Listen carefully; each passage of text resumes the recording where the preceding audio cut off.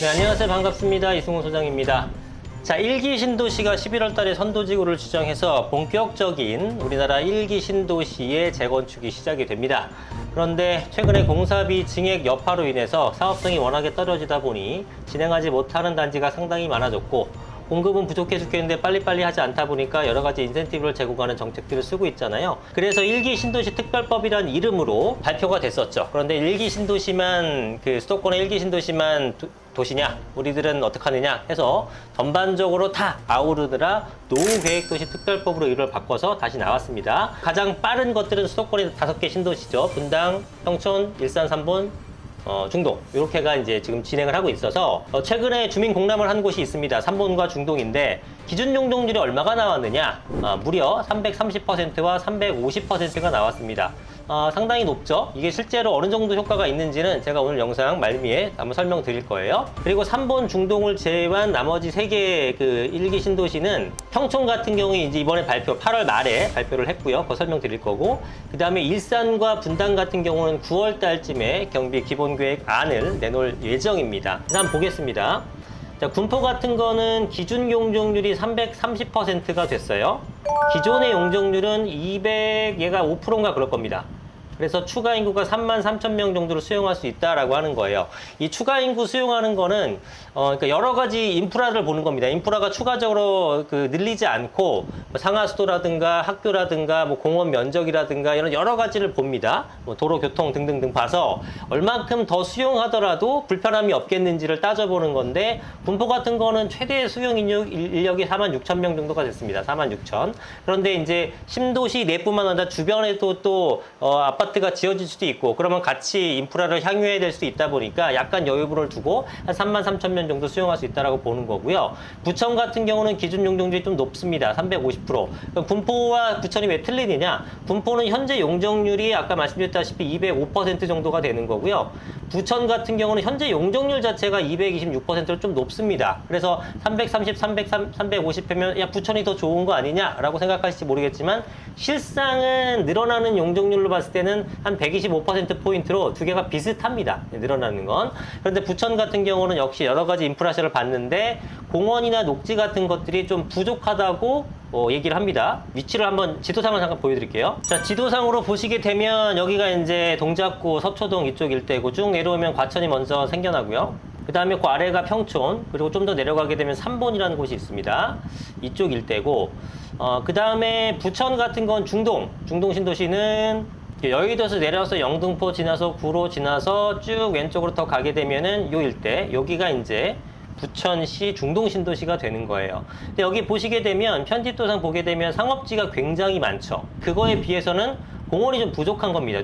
중앙공원이 크게 있습니다만 전체적으로는 상업시설이나 아니면 주거시설 대비했을 때 작은 거죠. 특히나 부천 같은 경우에는 용적률이 가장 높습니다. 5개 신도시 중에서 용적률이 가장 높기 때문에, 그러니까 밀도가 가장 높은 거죠. 주거의 밀도가 가장 높다 보니 이게 인구 한 사람 한 사람당 공원에 대한 비율 자체가 작은 겁니다. 그래서 인구를 더 채우게 되면 공원이 부족하다 결론을 내린 거고, 그렇기 때문에 공원 녹지 확대를 주력하겠다, 이거를 전제로 깔고 가는 거예요.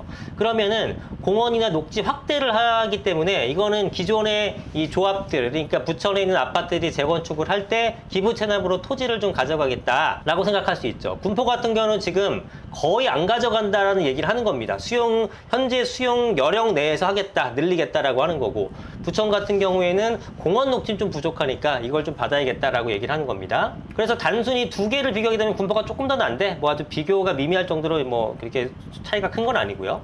그 다음에 중동과 3번 모두 이주 물량은 16년에 걸쳐 안분할 예정이다. 정부가 발표했다시피 2030년에 최초 입주를 하려고 합니다. 계획이긴 하니까 실제로 될지 모르겠는데, 올해 말에 선도지구 지정한 다음에 열심히 하게 되면은 불가능한 건 아닙니다만 사실 현실적으로 굉장히 어려운 부분이 있습니다. 그리고 최종적인 입주는 2040년까지예요. 그래서 10년에 걸쳐 입주를 하는 거고, 최초 입주 2030년이니까 한 4, 5년 전부터 이주해야겠죠. 공사비 등등 감안하게 되면, 공사 기간 등등 생각하게 되면. 그러니까 그것까지 계산하게 되면 한 15, 16년에 걸쳐서 지금 사업을 진행한다라고 생각하시면 될 것 같습니다. 자, 그래서 좀 디테일하게 보게 되면 군포와 부천의 정비기본구의 기준 용적률 초안입니다. 아직 확정된 사항은 아니고 여러 가지 절차를 거쳐야지만 최종적으로 확정이 되는 건데, 군포시 같은 거는 뭐 여기는 이제 러프하게 200이라고 했습니다만 아까 보셨다시피 200 한 5% 4% 되는 거니까 125% 차이가 나는 거고, 도시 기반시설 용량은 충분하니까 뭘 더 받겠다라는 얘기는 안 하는 거고요. 부천시도 비슷하게 올라갔습니다만 공원 녹지 부족하기 때문에 공공기여를 좀 받겠다라는 얘기가 좀 차이점이 있습니다. 그 다음에 안양과 군포 같은 경우에 공공기여를 보게 되면 이건 뭔지 아시죠? 용적률을 상향시켜줬기 때문에 거기에 따른 공공기여분을 기부 체납을 받게 되는 겁니다. 근데 두 개의 구간이 있어요. 1구간 공공기여가 있고 2구간에 대한 공공기여가 있는데, 현재 용적률에서 기준 용적률, 그러니까 지금 제가 125% 정도 차이 난다고 그랬죠? 요 구간에 대해서 법령, 노계획도시 특별법령에는 10에서 40%를 정해주고 이 내에서 조례에서 결정하기로 되어 있습니다. 그래서 아까 군포 같은 경우에는 우리 인프라 시설 더 이상 필요 없어요. 충분히 가능한 범위 내에서만 할 거기 때문에 안 주셔도 돼요 라고 하지만, 그럼에도 불구하고 법령의 10이 최저기 때문에 조례는 이 법령의 하위 법령 같은 개념이라서 이거를 어길 수는 없어요. 안 받고 싶어도. 그래서 법령상 최저인 10%를 받는 거고 안양시는 15% 정도 받는 걸로 나와 있습니다. 그 다음에 2구간은 뭐냐면 기준 용적률. 그러니까 여기서 3번 같은 경우에는 330이 되죠. 330%에서 이게 정비계획 용적률이 얼마가 될지 몰라요. 이게 400이 될 수도 있고 450이 될 수도 있고 뭐 심지어 500이 될 수도 있습니다. 그런데 늘어나는 용적률 구간에 대해서 40에서 70%에 대한 기부 체납을 해야 돼요. 그러면은 이거 41%일 겁니다. 이거 잘못 나온 것 같고 41%. 그래서 안양시도 군포시도 최저로 결정을 하는 겁니다. 자, 그러니까 이해하기 쉽게 한번 예를 들면 지금 3번의 현재 용적률이 한 205 정도가 되는데 이거를 지금 330으로 갔잖아요. 그러면 얼마가 늘어났냐면 125%가 늘어났습니다. 이 125% 늘어나는 것 중에 10% 비율이니까 포인트로 따지면 12.5%가 늘어나는 거죠. 이해되십니까? 125%의 10% 비율이니까. 그럼 12.5%포인트만큼 빼야 돼요, 사실은. 그래서 330에서 12.5를 빼면 실제로 내가 정말로 받은 거는 13으로 계산하면 좀 복잡하니까 한 317% 정도가 되는 겁니다. 이해되시죠? 그 다음에 이 구간에서는 기준 용적률 몇이었습니까? 330이었죠? 특별계획을 예를 들어 한 400으로 간다. 그러면 늘어나는 게 70%가 늘어나는 거죠. 70% 중에 41%를 뺏어가니까 대충 한 28, 9%, 한 30% 뺏어가는 거니까 이거는 실제로 늘어나는 건 40%인 거예요. 그래서 합치게 되면은 한 350 후반, 대략 한 360% 정도가 되는 거죠. 400으로 우리가 최종적으로 400%를 받았지만 이거저거 빼고 나면은 360이다라고 생각하시면 되는 겁니다. 그러면 이게 꽤 높은 게 360이면은 특별법으로 해서 얼마나 혜택을 받느냐라고 계산한다면 경기도가 지금 성남시가 아마 상한이 280일 겁니다. 그러면 280%의 상한 용적률에 법적 상한은 똑같은 거니까 국토법상 법적 상한은 300%니까 종상향이 안 된다 가정하게 되면 3종주거지 300%니까 280에서 300으로 이제 늘어나는 거에 2분의 1. 그러니까 20%에 10% 정도는 이거는 그 임대아파트 제공을 해야 되는 거고요. 그러니까 이거는 원가로 제공하니까 빠지고 그러면은 290이 되는 거죠. 네, 그리고 280으로 올라올 때 기준 허용 그 다음에 상한까지 올라올 때도 일부 기부 체납을 해야 되니까 그런 것도 빠진다고 감안하게 되면은 뭐 대충 러프하게 한 280 정도 되는 겁니다. 이것저것 빼주고 순수하게 280으로 진행할 수 있었던 도시에서 360을 준 거니까 대략 80%포인트 정도의 이득을 얻은 겁니다. 1기 신도시들이. 그러면 80%포인트를 얻었다라는 것은 예를 들어 10,000평 정도 되는 땅이 있어요. 그럼 용적률 80%니까 80을 곱해주게 되면 80%를 곱해주게 되면 약 8,000평 정도가 생겨나는 거죠. 그죠? 용적률상 8,000평 정도가 생겼으면은 이거는 세대수를 한 240여 세대, 240에서 한 260여 세대를 더 지을 수 있다는 뜻입니다. 그리고 이제 얼마 전에 요거는 이제 먼저 나왔었고 그리고 8월 30일 금요일 날 이제 조간 발표된 거는 보도자료를 보면은 뭐 해운대 이쪽 다른 것들도 노후계획 도시 이제 밑그림하면서 용역 발주한다 그런 내용이고 평촌이 발표를 했죠. 용적률 여기도 330%입니다. 그러니까 평촌이나 3번이나 지금 현재 용적률이 동일하거든요. 204, 205% 정도로. 그래서 얘네들은 18,000원 정도를 추가 공급하는 겁니다. 자, 그래서 요 내용을 한번 살펴보도록 할게요. 이 국토고점구 가게 되면 원문 자료가 있는데 4장짜리 짧습니다. 자, 이렇게 지금 보도 자료가 나와 있고요. 평촌 신도시 18,000호 추가 공급 기반 마련해서 기본 계획을 공개했고 주민공담 지금 시작하고 있고 10월 달쯤에 지방에 의견 청취한 다음에 국토부랑 지방 그 심의위원회랑 협의를 해가지고 최종적으로 경기도 승인을 받으면 확정이 되는 겁니다. 평촌도 결국 어떻게 됐느냐? 기준 용적률이 330%, 현 용적률이 204니까 역시나 한 125% 정도가 늘어난 겁니다. 그리고 기존의 51,000호에서 이제 69,000호 정도의 도시가 되는 거죠. 뭐 이런 식으로 이제 하는 겁니다. 자, 평촌은 어디 있는지 아까 잠깐 제가 3번 설명드리면서 언급드렸는데 3번 바로 옆에 있습니다. 여기에요. 예. 그러니까 여기가 이제 평촌 신도시고 여기가 이제 3번 신도시고요. 여기가 이제 과천입니다. 그 사이에 있는 게 바로 평촌 신도시라는 거예요. 안양 구도심은 이쪽에 있고. 그래서 평촌 신도시가 이렇게 이제 있는 건데 쉽게 얘기하면은 요 주변 일대로는 아파트, 새 아파트가 꽤 들어왔습니다. 메인은 여기 이제 4호선 지나가는 이 라인이에요. 그리고 여기 공원이 있고요. 여기가 그 유명한 평촌 학원가가 이쪽에다 밀집이 되어 있는 거죠. 그래서 여기 공원이 있고 여기 공원이 있고 그 다음에 여기가 공원이 있죠. 그래서 이 공원이 있는 곳들을 녹지축으로 만든다는 겁니다. 이쪽을. 그리고 그 다음에 이쪽에는 양 옆에는 이 보시면 공업지역으로 되어 있습니다. 보시면 여기 중공업지역과 공업지역으로 되어 있죠. 그러면 공업지역이라고 해도 여러분이 생각하는 그런 공장지대는 아니고요. 지금 이제 구로 디지털 단지나 이런 것들 생각하시면 돼요. 이런 식으로 공사도 하고 있고, 이런 건물들이 있는 거, 지식산업센터 많은 거 이런 거 있죠. 이런 식으로 변경이 돼서 회사들이 굉장히 많아서 이제 여기도 아직은 다 채워지지 않았는데 점차적으로 채워지겠죠. 그러면은 직주 근접형 도시가 또 되는 거죠. 그리고 요 아래쪽도 공업지역인데 여기는 조금 전에 봤었던 여기 스마트 스퀘어랑은 사뭇 좀 다른 느낌은 납니다. 여기는 아직은 조금 공장의 느낌, 예전 공장의 느낌이 많이 있는 그런 곳이기 때문에 이것도 지금 아까 내용 보니까 신산업 전환 예정지, 그러니까 여기도 이제 다 이쁘게 만들겠다라는 거죠. 그러면 가운데 녹지가 있고 이 4호선 따라서 서울 접근성이 있고 양옆으로 회사가 있고 커다란 경기도 최대 학원가가 있고 하다 보니까 이쪽 일대도 점점 좋아지지 않을까라고 생각이 듭니다. 궁금하신 분들은 지금 주민 공람 기간이니까 보시도록 하고요. 자, 그래서 그러면 이렇게 용적률이 상향이 되게 되면 실제로 여러분들 궁금해하실 실제로 나의 분담금은 얼마나 줄어들까? 이게 사실 여러분 항상 제일 궁금하죠.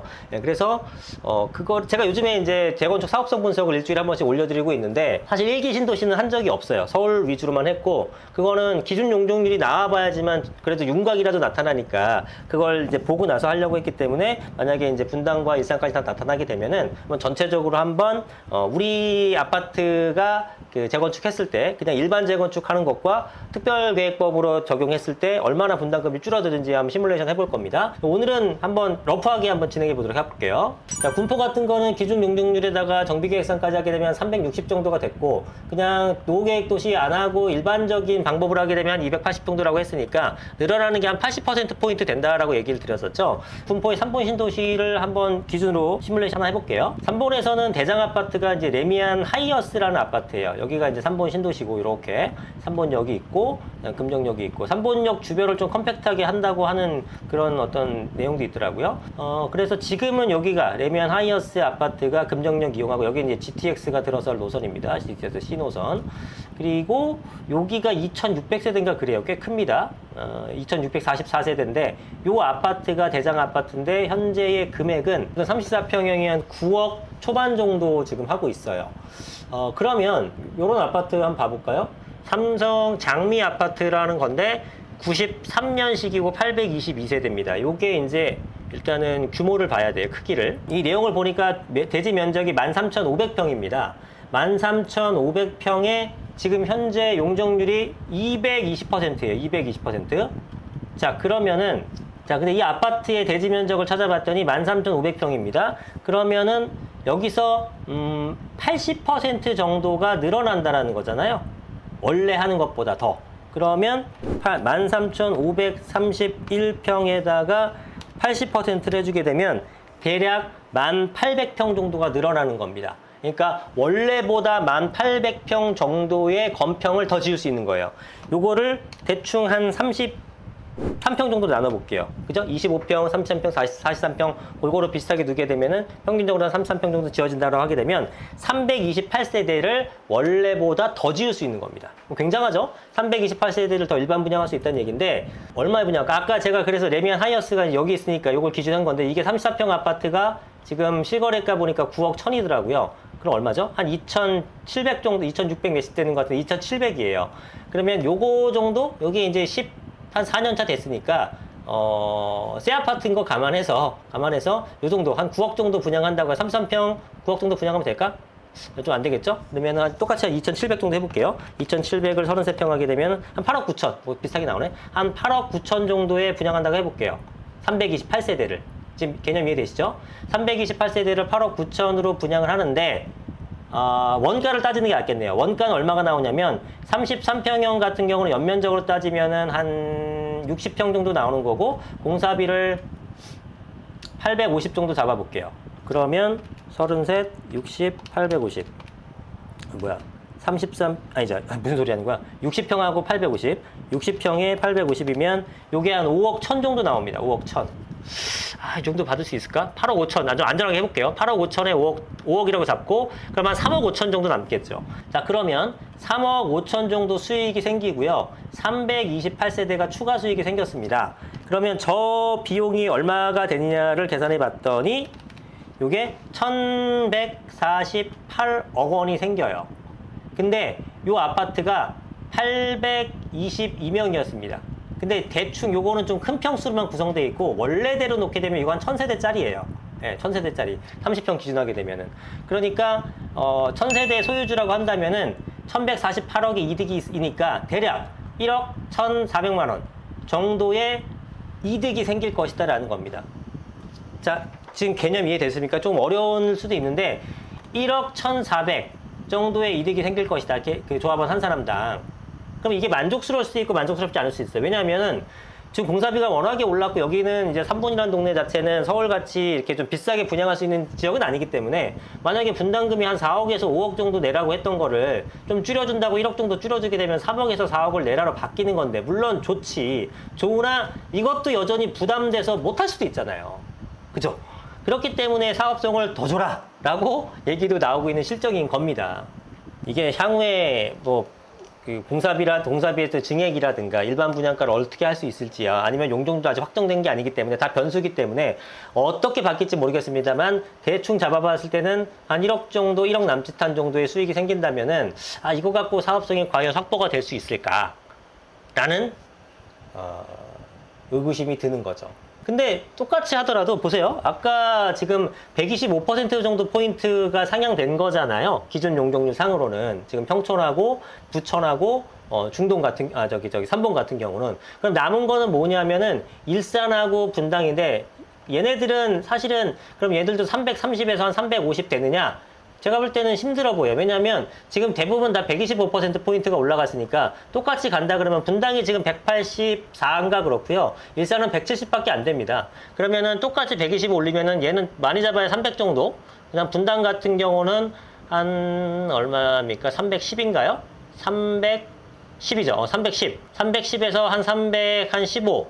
그리고 일산 같은 경우에는 한 295에서 300. 근데 상징성상 300을 줄 것 같고, 요 정도 선으로 아마도 지금 나왔던 평촌 3번 중동보다는 일산 분당이 기준 용적률의 포인트 자체는 좀 낮을 걸로 보여집니다. 근데 분당 같은 건 요 정도만 하더라도 아마 확 줄어들 거예요. 왜냐하면 똑같이 분양하더라도 얘네들은 4천 분양으로 되지 않을까요? 그죠? 입지 좋은 것들은 4천 분양해도 13억 정도에 팔아도 돼요. 그럼 공사비는 어차피 여기나 저기나 똑같다고 하게 되면 아까 우리가 5억 잡았으니까 하나 팔 때마다 거의 한 7억 5천 원 남아요. 얘는 아까 3억 5천밖에 안 남았잖아요. 그러니까 용적률을 똑같이 증액했을 때 2배 이상의 효과를 볼 수 있는 게 분당이기 때문에 야 이러니 저러니 하더라도 역시나 그래서 입지가 좋은 데가 사업성이 좋을 수밖에 없다라는 겁니다. 그렇다고 분당을 뭐 형평에 맞추자고 뭐 200 뭐 몇 이렇게 줄 수는 없잖아요. 역차별 얘기가 나올 수도 있을 것 같아서 한번 지켜보도록 하고요. 기준 용적률을 정확하게 체계가 나오고 하게 되면은 그걸 기반으로 해서 뭐 조금 더 좀 선도지구에 지정될 만한 아파트 단지라든가 그 해당 도시에 좀 그 상징성 있는 그런 아파트를 선별을 해가지고 그걸 토대로 시뮬레이션을 좀 정확히 해보고 사업성 분석을 해서 어느 정도 이득을 얻을 수 있을지를 한번 해보겠습니다. 이게 참 고난한 작업인데 도움이 많이 되는 내용들이긴 해서 또 하긴 해야 되고 하여튼 뭐 그러네요. 그런데 이런 걸 참 무료로 해주고 있으니 여러분들이 좋아요와 구독을 눌러주시지 않으면 참 서운하겠죠. 네. 어쨌든 오늘 영상은 여기까지 하겠고요. 이 내용 잘 파악하시고 일기 신도시 투자하시는 데 있어서 약간의 참고사항이라도 됐으면 좋겠습니다. 오늘 영상 여기까지 하겠습니다. 감사합니다. 이승훈 소장이었습니다. 좋은 하루 되십시오.